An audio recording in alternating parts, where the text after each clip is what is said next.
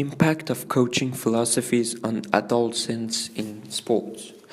At 1990, Seefeld and Eving assessed that children ask their motives for more participation, which this means children liked to have interaction with each other and work as a team.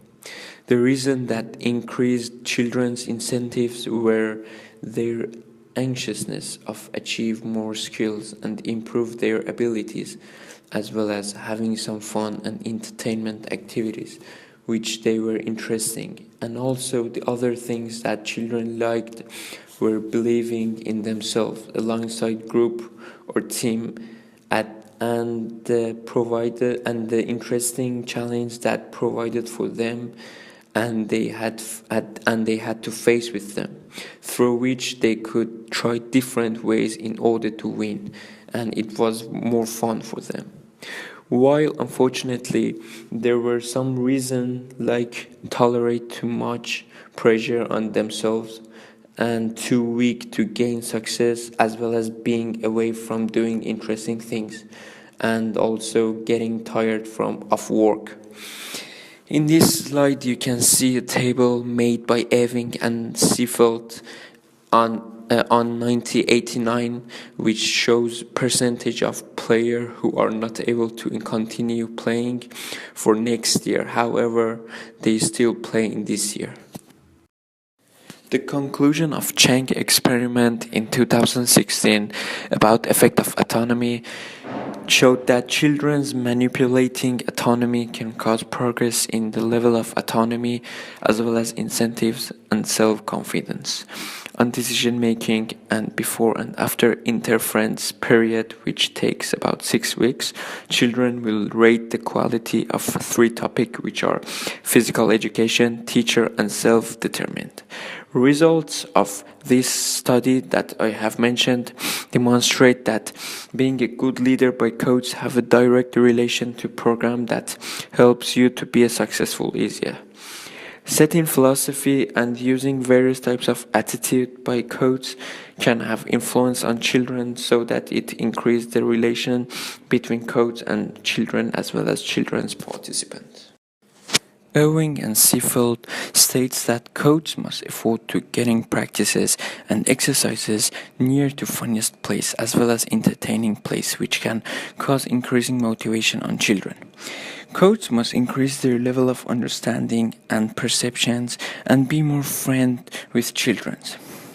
Instead of struggling with personal life or school, they have to focus more on developing children's skills, which altogether coach can have positive impact on participants' performance, which shows their role is so important. Athletes are struggling and weak to taking the advantage of the key points, so that this problem might be painful for them. Being successful in sports have brought some problem for athletes, such as being away from family at young age, which this problem may have some negative impacts on children, and such as problem with family, education, and social problems. The above points will have narrow improvement opportunities for children, which cause that athletes face negative effects such as having unsafe training. These problems can cause having health care and receiving more care by coaches. Coaches must try to get their philosophy around things that players are into them, which according to this, Gibson in 2007 have brought some of those philosophy features, which are: session must be challenging alongside training, make the session more competitive among players, making the main goals clear, and progress in children's improvement must be highlighted. Coaches must arrange their exercises to show and teach children how to play as a team to athletes. Coaches must work on individuals and groups exercises with the same passion and serious.